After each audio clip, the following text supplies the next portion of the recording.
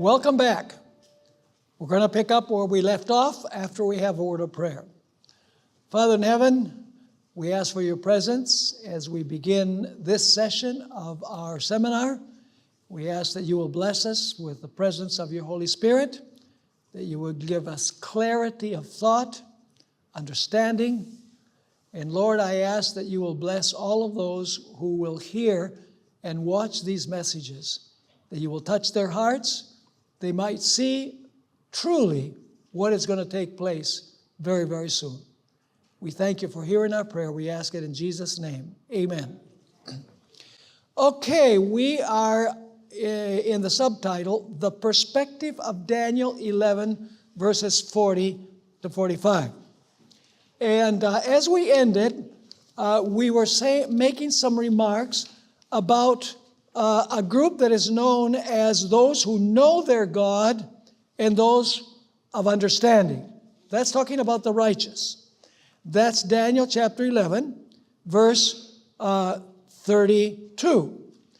And then we're told that that group that knows their God and their people of understanding, they fall by sword and flame, by captivity and plundering, which is what the papacy did during its period of dominion.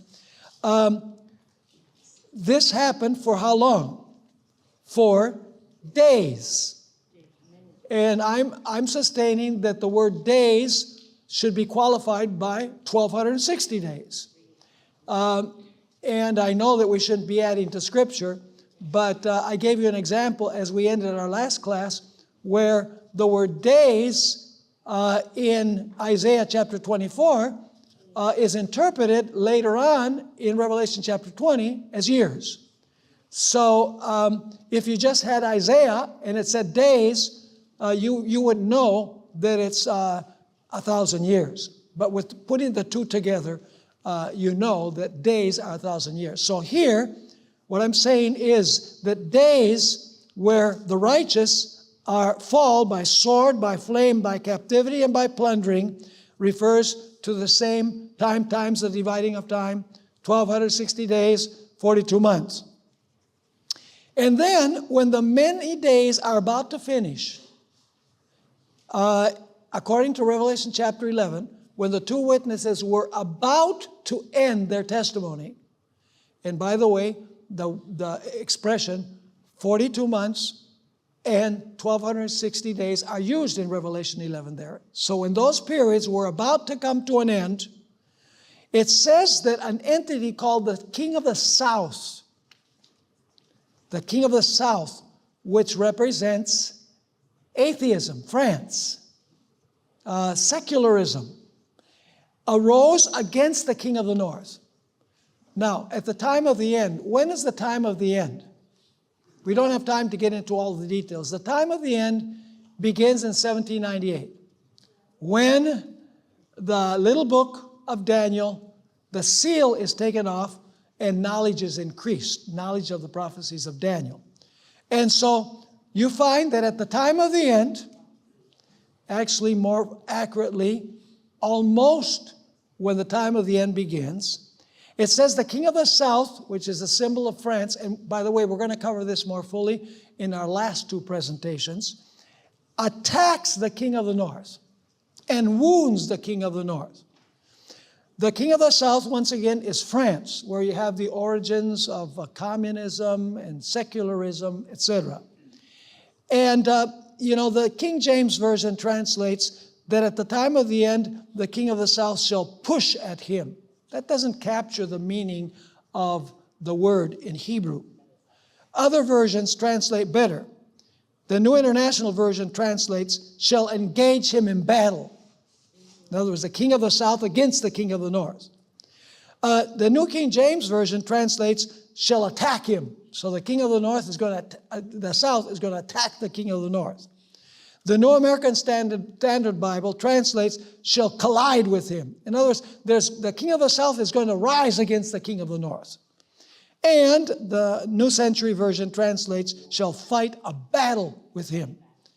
By the way, that's a description of the deadly wound. It's the same word that is used in Daniel 8:4 for the ram that is goring its enemies with its horns. In other words, this is a violent attack of the king of the south against the king of the north. The king of the north is the papacy, and the king of the south represents France, that gives the papacy its deadly wound. Are you following me? Now, we'll deal with this more fully later, but I want you to see the general picture. But then what happens? After this deadly wound, at the time of the end, 1798, after 4 days the righteous have suffered persecution, is the king of the north going to recover his power? Yes. The king of the north then recovered from its wound. You can read this in Daniel 11, beginning with verse 40. And he's going to rise like a mighty storm to flood and overflow. The word overflow in the Old Testament almost always refers to an overflowing river. So is the river going to flow again? Yes. Absolutely. And it is going to go over all its banks. It's going to conquer everything it finds in its way. That is synonymous with the healing of the deadly wound in Revelation chapter 13. And this is going to bring about a time of trouble for God's people. Is that the second period of persecution that is described in the book of Revelation? Is there going to be another time of trouble, another persecution? Absolutely. However, at the height of the king of the north's conquest and flooding, Michael is going to stand up. Who is Michael? Jesus. Christ is going to stand up. He's going to stand up to defend his people. And what's going to happen to the king of the north? It says in verse 45, he shall come to his end with none to help him. What happened to his helpers? They turned against him. Are you seeing the picture? Different symbols are used, different language. But Ellen White also uses different language. But we need to see the pattern. So once again, the pattern here is very clear. The pattern is that 4 days, which I believe refers to the same as time times the dividing of time, 1,260 days, 42 months. During those days, it says very clearly here that God's people, those who know their God, those of understanding, fell. They were persecuted by the sword, the flame, by captivity and plundering, which are the very methods that the papacy used against the faithful. And then, when the 2 witnesses are about to finish their testimony, at the end of the times the dividing of time, at the end of the 42 months or 1,260 days, you can read this in Revelation chapter 11, it says that the king of the south was going to attack the king of the north. What nation attacked the papacy at the end of its career in 1798? It was France. That's right. That's the deadly wound. But then it says that the king of the north recovers and it overflows. It conquers everything in its way. It looks like it's going to gain the victory. In fact, notice Daniel 11 and verse 44. This is the final crisis. It's the second stage of persecution. Daniel 11 verse 44 tells us that the king of the north has conquered everything in his path. The only group that he has not been able to conquer is those who are in Jerusalem, spiritual Jerusalem, which is the church. Notice Daniel chapter 11 and verse 44. It says, but tidings of the north and the east. By the way, that's a loud cry that comes from heaven. Shall trouble him, shall trouble the king of the north.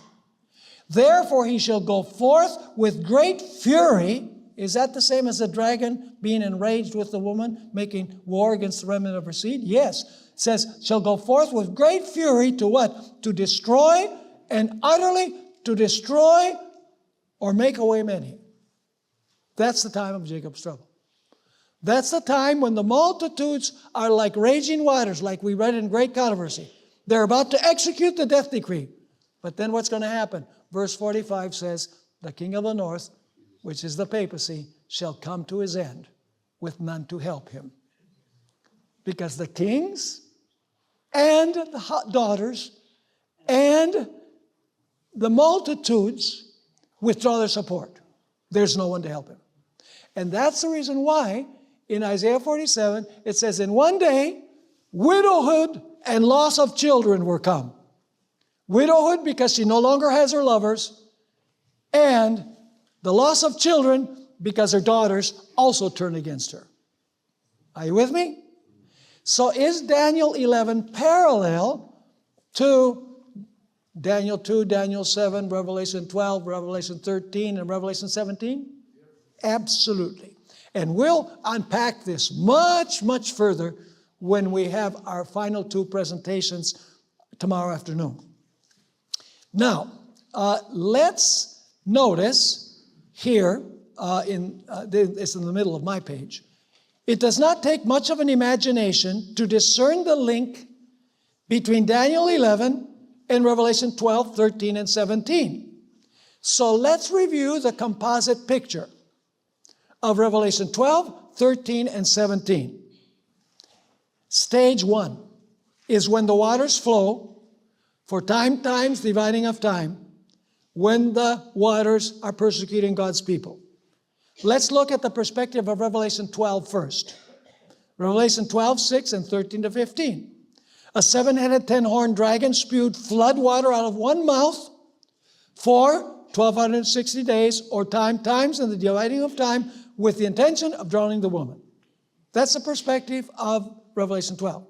Now, Revelation 13, 5 and 7. A seven-headed, 10-horned beast from the sea persecuted the saints and ruled with an iron fist for how long? 42 months. What about Daniel 11? The king of the north persecuted those who know their God and those of understanding for 1,260 days. Are you seeing the picture? Now let's go to stage 2. The persecuting waters dried up at the end of the 42 months, or 1,260 days, or times in the dividing of time. Let's look at the perspective of Revelation 12. Toward the end of the 1,260 years, the dragon's persecuting flood waters were dried up by the earth. The pilgrims and others fled from the old world to the territory of the new to escape the persecuting waters. Persecution ceased shortly before the end of the 1,260 years. So are the waters dried up in Revelation 12? Yes. How about Revelation chapter 13? At the end of the 42 months in 1798, France, the king of the south, gave the seven-headed and 10-horned beast a what? A deadly wound. Is that the same as drying up of persecution? Absolutely. And persecution has ceased since then. What about the perspective of Daniel chapter 11? Daniel 11:40. When the many days were about to finish, at the beginning of the time of the end, that's 1798, the king of the south, France, attacked the king of the north, the papacy, and wounded him. And since then, he has been unable to persecute as in the past.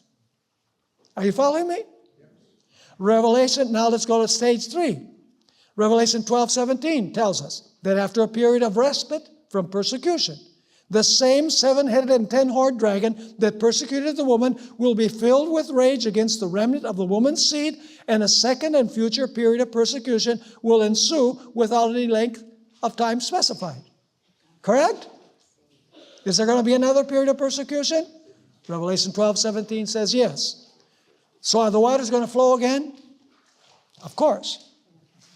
Revelation, let's look at the perspective of Revelation 13:3 and 11-18. For a period, the sea beast will be out of commission with a deadly wound. However, the wound will be what? Healed. Are the waters going to flow again? Yes, the wound will be healed, and all the world will wonder after it. A deputy beast will rise from the earth and continue the persecuting work of the seven-headed and 10-horned dragon. So is there going to be persecution again? Are the waters going to flow again? Is the wound going to be healed? The healing of the wound is the same thing as the waters flowing again. Now, what about the perspective of Revelation 17? The harlot will once more sit on a seven-headed, 10-horned dragon beast, the waters of the Euphrates, for an unspecified time period. And during that period, she will stain her hands with the blood of the saints and the martyrs of Jesus. Is she going to persecute again? Is the deadly wound going to be healed? Are the waters going to flow again? They most certainly are. What about the perspective of Daniel chapter 11? The king of the north recovers from its wound. rises like a mighty storm to flood and overflow its banks. According to Daniel 11, is the river going to flow again? Is there going to be persecution again? Yes. But then are the waters going to be dried up once and for all? Revelation 16:12. The waters of the Euphrates are what? Dried up. How does Daniel chapter 11 describe this? It says, the king of the north shall come to his end with none to help him. Clear. I mean, you don't have to be King Solomon to understand it, or Albert Einstein, or a rocket scientist. Once you look at all of these chapters as parallel, everything makes absolute sense. Now let's examine the four beasts and where they rise. The four beasts of Revelation 12, Revelation 13, 1 to 10, Revelation 13, 18, 11 to 18, and Revelation 17 rise in different places. You think it's important to take a look at where they rise from? Or do you think that John simply says, let's just put something? No. The place where they rise has importance and significance. Now, when the seven-headed dragon attempted to slay the man-child, who's the man-child? Christ. A sign was seen where? In heaven. Why a sign in heaven? Where'd the dragon come from? Who's the dragon? The dragon is Satan. Of course, he works through Rome, but the dragon is Satan. Where did he come from? There it says there early in the chapter. He came from heaven. So the sign is where? The sign is in heaven. Because the battle began between Christ and Satan where? In heaven. So the sign is seen in heaven. Now, the seven-headed beast of Revelation 13:1 arose from the sea. Why did it rise from the sea? Because it ruled in the heavily populated areas of Asia and Western Europe, where there's lots of people. Are you following? The seven-headed scarlet beast of Revelation 17, verse 8, will rise from the abyss, from the underworld. What is that? It is the realm of the what? Of the dead. I'm going to read you a verse in a moment. From whence the sea beast will resurrect from its what? Why does this beast of Revelation 17 come from the abyss? Why does it come from where the realm of the dead? Because it was mortally wounded. You say, well, how do you know that the word deep means the realm of the dead? Well, Romans 10, verse 7 helps us understand. Or who shall ascend into the deep? And now comes the explanation. That is to bring up Christ again from the dead. So where, by the way, it's translated the deep, but it's the same word, abyss, where this dragon beast comes from. So why does this dragon beast of Revelation 17 rise from the realm of the dead? Because it's describing the deadly wound. This dragon beast was wounded because the head did not spew out water. And so it comes from the grave. Now, let's look at the next paragraph. By way of analogy, according to Revelation 20, verse 1, Satan will be cast where? Into the abyss. Interesting. And will be restrained when he receives his what? Is Satan receiving a deadly wound? Yes. What is a deadly wound? The fact that he can't use the civil powers of the world anymore because they're all dead. Right? So by way of analogy, Revelation 20 verse 1 tells us that Satan will be cast into the abyss, by the way, the same word where the dragon comes from, and will be restrained when he receives his deadly wound at the second coming. Up to this point, he had been what? Free to carry on his work. However, during the millennium, he will not be able to use the civil rulers and their citizens to accomplish his purposes because they all will be dead. Let me ask you, what gave Satan power before the second coming? People. How much power does a king have without subjects? None. Satan's power resides in the fact that he's able to use people. But during the millennium, he'll be wounded. He'll be in captivity because he has no people. They are all dead. Is his wound going to be healed? Yes or no? Are the waters going to flow again? Yes, they are. Why? Because all of those, his followers, are going to resurrect from the dead. So why does this beast rise from the realm of the dead? Because this dragon beast sustained a deadly wound. Are you understanding me or not? Now, there's a fourth beast. This beast rises from the earth. Is there a significance in the fact that the beast rises from the earth? Of course. It rises in a sparsely populated area. So there's a reason why these beasts rise in different places. It's because the first, heaven, because it's going to describe the battle between Christ and Satan, where it started. Then the sea beast, because it rises where there's lots of people. Asia and Europe. The beast that rises from the abyss, the realm of the dead, because it had a deadly wound, and now it's resurrecting. And the fourth beast, the earth, because it's a densely populated area. See, details are important. Now let's address the next point. Are the seven heads seven popes? I don't hear anybody saying that now, but I want to give you an example of how we can get off track simply by imposing our own thoughts on the Bible instead of allowing the Bible to explain itself. Revelation 17, verse 10, tells us that the seven heads represent seven kings. However, the word kings in the Bible is interchangeable with what? Kingdoms. We know that. Let me give you two examples of that. The head of gold, God says to Nebuchadnezzar, you are the head of gold. But after you shall rise another kingdom. So Nebuchadnezzar has a kingdom, because after comes another kingdom.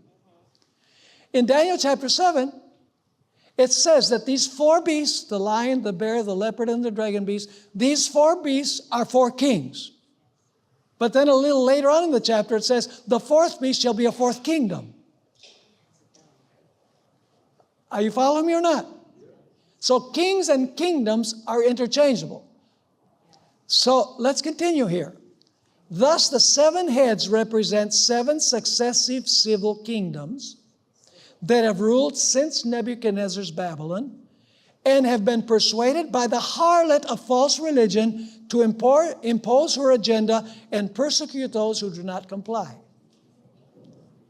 Now when John Paul II was Pope, some scholars, even some notable Seventh-day Adventist scholars, believe that the seven heads of this dragon beast represented seven successive popes who had ruled at that point since 1929.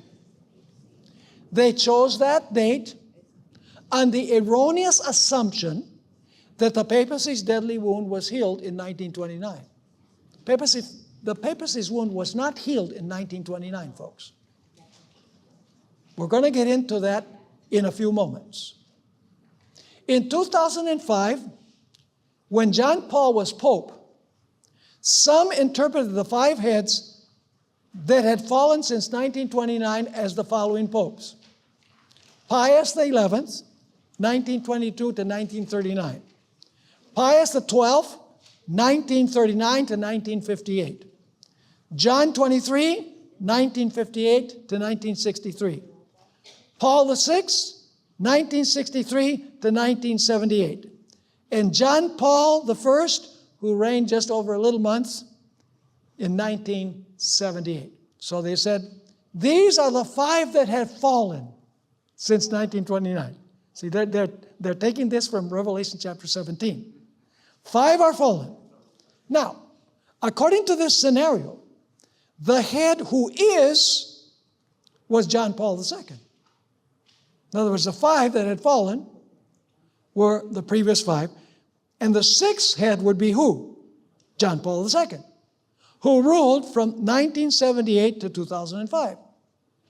And from the perspective of those who are speculating, the one who is to come, the 7th, who would rule a short time, was Benedict XVI, who ruled from 2005 to 2013. However, Benedict resigned from the papal chair on February 28, 2013. So the present Pope, Francis I, would supposedly be number 8 in the series of popes since 1929. So Francis, in this view, is the last pope. Are you following me? So the speculation goes that Pope Francis will be the last pope, because Revelation 17:11 refers to an 8th, and Pope Francis is the 8th in the series of popes since 1929. It seems to work. So you say, it's gotta be because it seems to work. It fits. It's like trying to fit a square peg in a circle when you really look at it carefully. Now, you know that Pope Francis is probably hanging by a thread. So he better die quickly for this scenario to take place, because then there would be a 9th pope, and the whole theory would fall apart. So let's summarize this view. Pope Pius XI, 1922-1939, number 1. Number 2, Pius XII, 1939-1958. John 23, 1958-1963. Paul VI, 1963 to 1978. John Paul I, 1978. John Paul II, 1978-2005. Benedict XVI, 2005 to 2013. Francis I, 2013. And there's a question mark because he has not passed away yet. Clearly, this view can be discarded because Pope Francis is not one of the previous 7 as the prophecy requires. Prophecy says that the 8th is one of the 7. And Pope Francis is not one of the 7. So that alone would discard this idea. Now, furthermore, the 7 heads represent civil kingdoms, not individual popes within those kingdoms.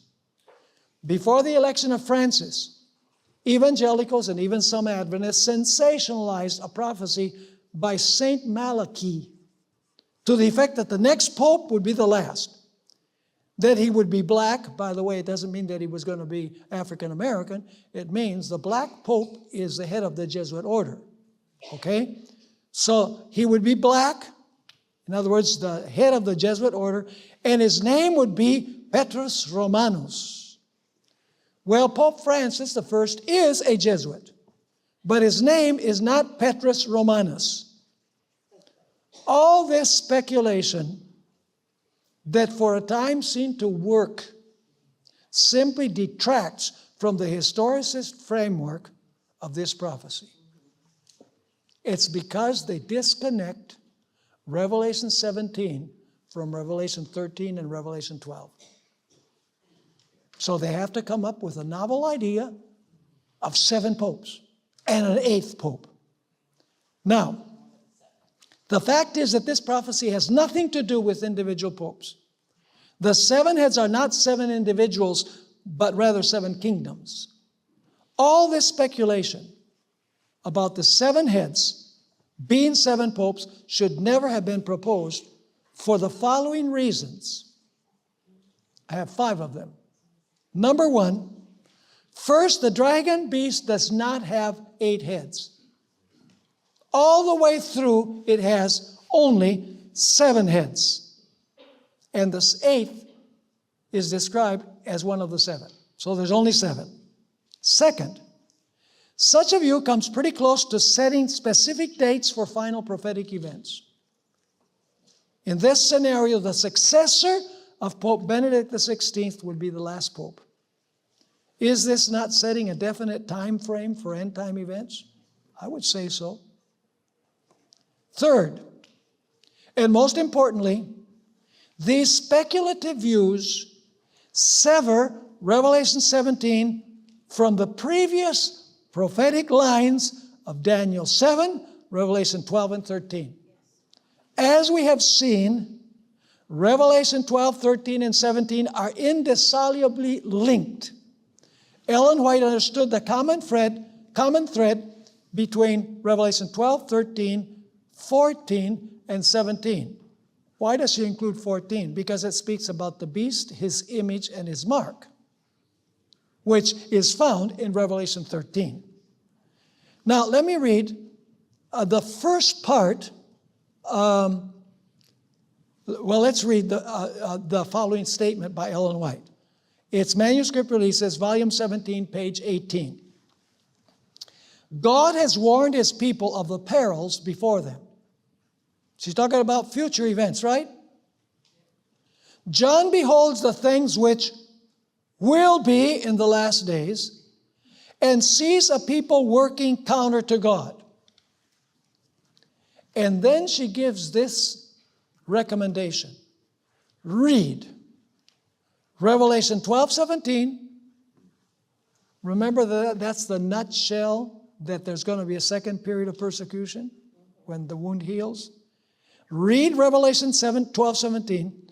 Revelation 14, 10 to 13. By the way, this speaks about the beast, his image, and his mark, which is the main theme of Revelation chapter 13. So she says, read Revelation 12, 17, 14, 10 to 13, and chapters 17 and 13. Is she connecting here Revelation 12, Revelation 13, Revelation 17? Yes, she is. And she has Revelation 14 because it speaks about the beast, his image, and his mark. The fourth reason why these are not popes. The 7 heads of this dragon beast are said to be 7 mountains. And we know that the river originates there. In prophecy, mountains represent kingdoms, not individual rulers. Popes on the list above are actually not rulers of 7 distinct kingdoms, but rather leaders of the same kingdom. Correct? Finally, there is no historical or biblical evidence that 1929, other than an article in the San Francisco Chronicle, that 1929 should be chosen as the beginning date for the sequence of 7 heads. They arbitrarily choose 1929 because they say that's the date in which the deadly wound was healed. Revelation 13, 11 to 18 explicitly explains that the deadly wound will be healed by the United States in the future, not by Italy in the past. Have we covered that point enough? The healing of the wound is the restoration of the sword of civil power to the papacy by the United States, because it's the United States that makes the image of the beast, not Italy. Now, was the deadly wound healed in 1801?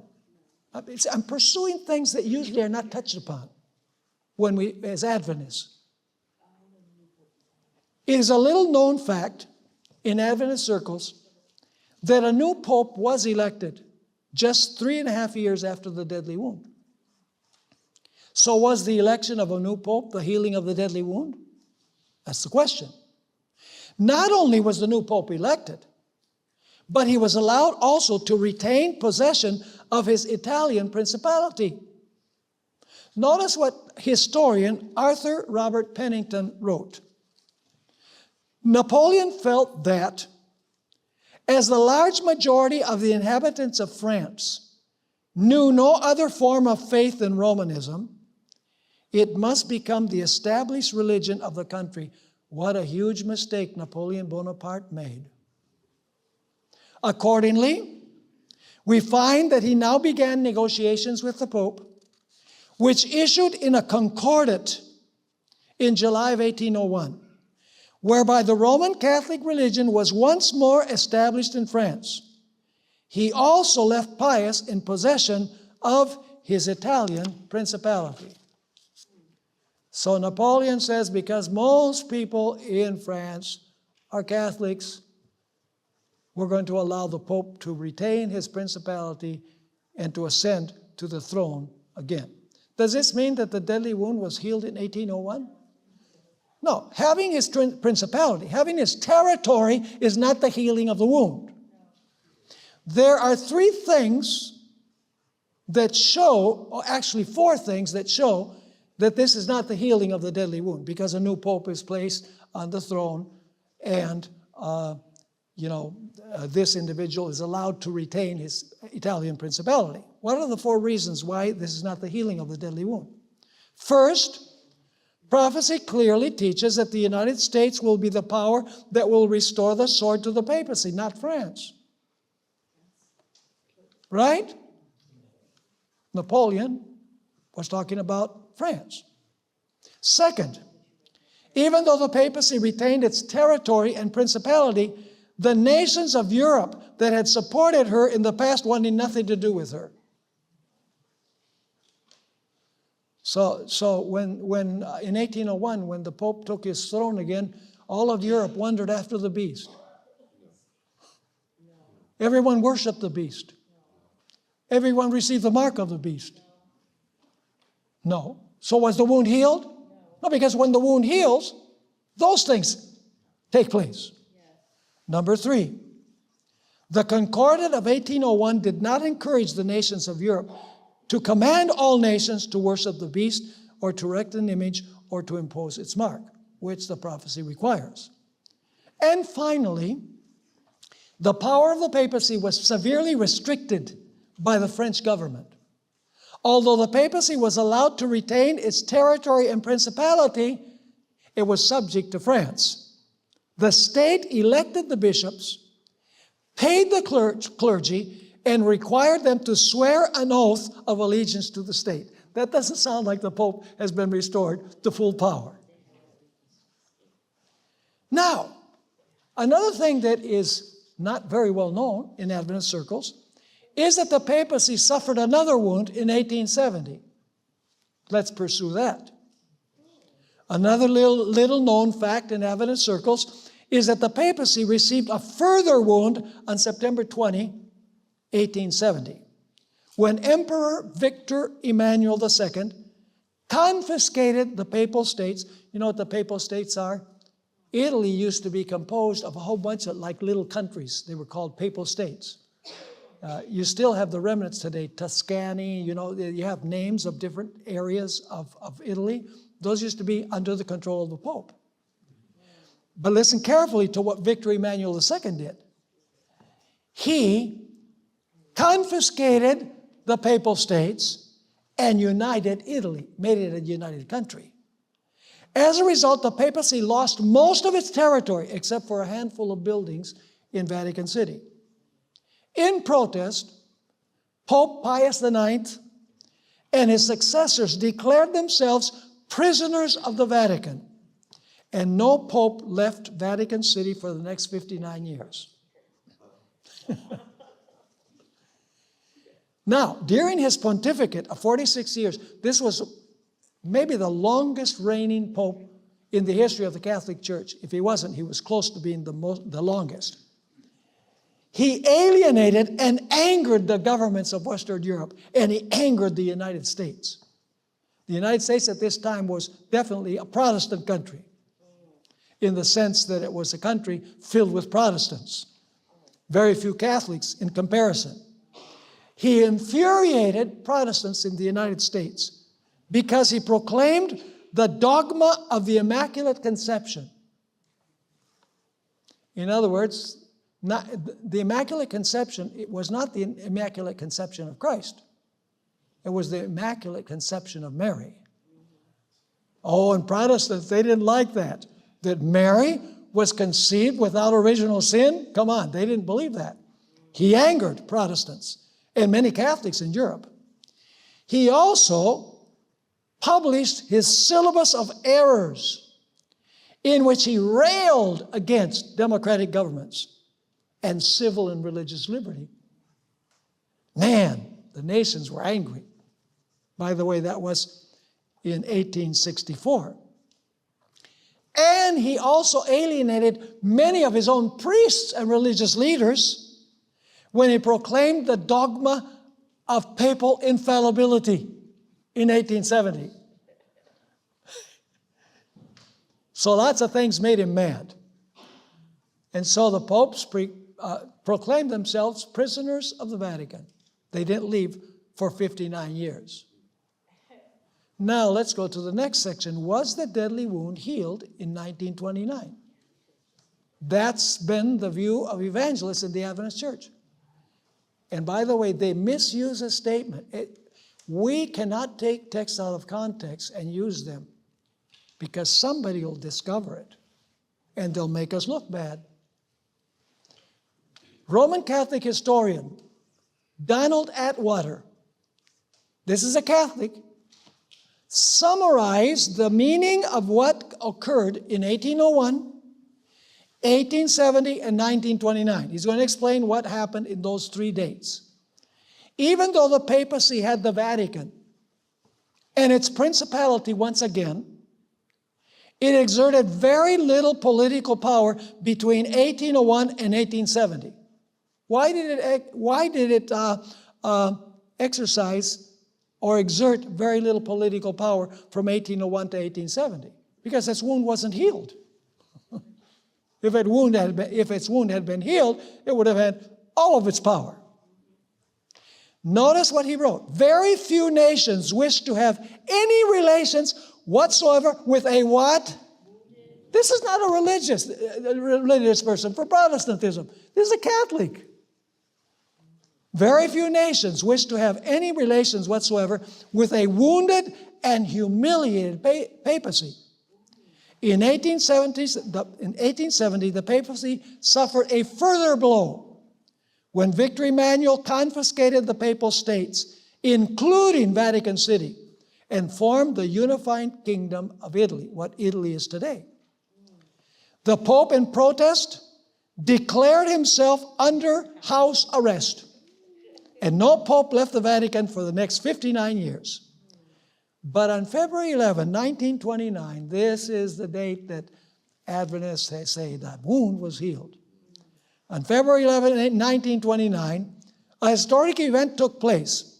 A treaty was signed by Mussolini and Gaspari, which restored full political control of Vatican City to the papacy. Notice, not all of Italy, just little Vatican City. In part, the treaty provides for the de jure, that means by law, and the de facto, in other words, in fact, international sovereignty of the Holy See with its absolutely and sole jurisdiction over a state called the City of the Vatican, and guarantees its freedom and independence. The person of the Pope is inviolable and sacred, and cardinals enjoy the honors of princes of royal blood, and wherever resident in Rome are Vatican citizens. Whoever lives in Rome is a Vatican citizen. Certain other ecclesiastics residing outside the city are given immunities. The Vatican and Italy have ordinary diplomatic relations. The Vatican City is therefore a permanently neutral and inviolable territory. So what did the Pope recover in 1929? Vatican City. Not all of Italy, not even all of Rome, just Vatican City. Now, Adventist writers and evangelists have made much of the year 1929, claiming that the Italian government healed the deadly wound that was given to the papacy by France in 1798. However, in all honesty, was the deadly wound given by France in 1798, healed by Italy in 1929? There are several persuasive reasons why it is not accurate to say that the wound given by France in 1798 was healed by Italy in 1929. Now come the reasons.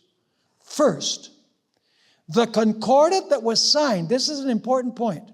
The concordat or agreement that was signed between the papacy and the Italian government in 1929 healed the wound that Italy gave the papacy in 1870, not the one that France gave it in 1798.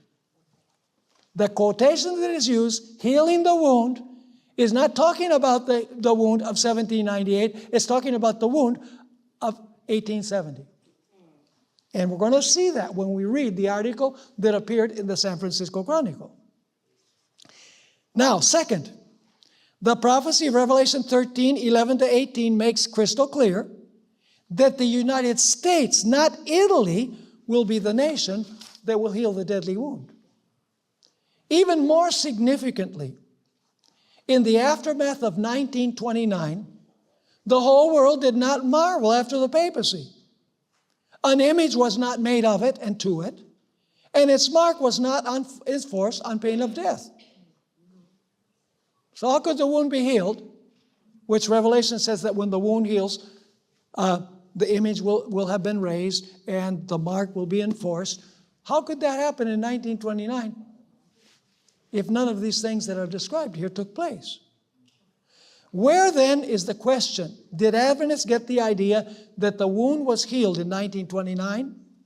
The answer is found in an article that appeared in the San Francisco Chronicle the very day that the 1929 Concordat was signed. We have to be very careful about taking items in the newspaper and inserting them in the Bible. Uriah Smith did that with the king of the south. Oh, the king of the north, he says, that's Turkey. We have to be very careful about taking the news and inserting. And people do that all the time with what's happening politically in the United States. They say things that really are wishful thinking. But really, and many people read tabloids that exaggerate things and add things that are not there. We have to look out at the newspaper in the light of what the Bible says. Not inject in the Bible what the newspaper says. That's the proper way of doing it. Now, let's talk about that article that appeared in the San Francisco Chronicle. In large type, the title was, Vatican Again at Peace with Italy After Long Quarrel. When did the long quarrel start? 1870. 59 years. In smaller type appeared the words, heal the wound of many years. Oh, that raises immediately, say, heal the wound. That has to be referring to Revelation 13. Now, the part of the article that was most significant to Adventists was this. And I read from the article. The Roman question tonight was a thing of the past, and the Vatican was at peace with Italy. The formal accomplishment of this today was the exchange of the signatures in the historic palace of St. John Lateran by two noteworthy plenipotentiaries, Cardinal Gaspari for Pope Pius XI and Premier Mussolini for King Victor Emmanuel III. And now, here comes the key part. In affixing the autographs to the memorable document, in other words, when both of these signed the memorable documents, healing the wound which has festered since 1870. Is it honest to use what the San Francisco Chronicle says to say that the wound of 1798 is being healed? Never do evangelists include this part. They simply stop where it says, healing the wound, ... We have to be accurate. So once again, in affixing the autographs to the memorable document, healing the wound which has festered since 1870. Extreme cordiality was displayed on both sides. San Francisco Chronicle, February 11, 1929, page 1. I guess it was the most important news. It's on page 1. The article in the San Francisco Chronicle makes it abundantly clear that the wound that was healed in 1929 was not the one the papacy received in 1798, but rather the one that it was given in 1870. Now, don't get me wrong. What happened in 1929 was very significant. Would you agree that it was? Could we say that maybe the first step in the healing of the wound took place? I would say the first step. I would be willing to say that. The recovery of temporal sovereignty by the papacy was an important occurrence. We might go so far as to say that the wound of the papacy began to heal in that day, but the wound was not healed on that day. Does this make sense? Now, let's quickly go to the next section before time runs out. Some people believe that the first two heads of the seven-headed beast are Egypt and Assyria. By the way, they believe that there's 8 heads once again. Some have suggested that Egypt and Assyria must be the first 2 heads of the dragon of Revelation 17, because they were notorious persecutors of God's people. They also conclude that the dragon has 8 heads, because the prophecy speaks of an 8th. However, the chapter consistently refers to 7 heads, not 8. Some who hold this view give the following order of kingdoms. First head Egypt, second head Assyria, third head Babylon, fourth head Medes and Persians, fifth head Greece, sixth head Roman Empire, seventh head Papal Rome during the 1260 years, head number 8, Papal Rome healed from its deadly wound. It seems to work. But it passes up the United States of America as one of the heads. The problem with this view is that Egypt and Assyria are not found in any of the previous prophetic chains. They're not in Daniel 2, not in Daniel 7, not in Revelation 12, not in Revelation 13, and not in Revelation 17. Daniel 8 begins with the Medes and Persians. The first kingdom, of course, begins with Babylon. The next kingdom begins with the Medes and Persians. Daniel 11 begins with Persia. Nebuchadnezzar's Babylon is known as the Neo-Babylonian Empire because it was intended to be a continuation. Nebuchadnezzar had the idea of continuing the Babylon that existed at the Tower of Babel. And you know that the fountainhead of all theological error has its origin at the Tower of Babel. Because from there, they were spread out over the whole earth. And that's the reason why, for example, Roman Catholics use a rosary. You know what the rosary is? The beads, you know. Hail Mary, Mother of God, etc. But do you know the Muslims also use a rosary? And so do the Buddhists use a rosary? Where did it come from? It came originally from the Tower of Babel. So the Tower of Babel transfers all of its heresies to Babylon. And Babylon continues all of those heresies and spreads them over the whole earth. So were you able to follow what we studied? So, are we supposed to include Egypt and Assyria? No. Does 1929 heal the deadly wound? No. We're to look for a different fulfillment to Revelation 17. We have to connect Revelation 17 with Revelation 12 and Revelation chapter 13. And then the prophecies make perfect sense. Is it clear? Yes. Praise the Lord. We'll come back after lunch and we will pick up where we left off. Is the beast from the abyss in Revelation 11 one of the 7?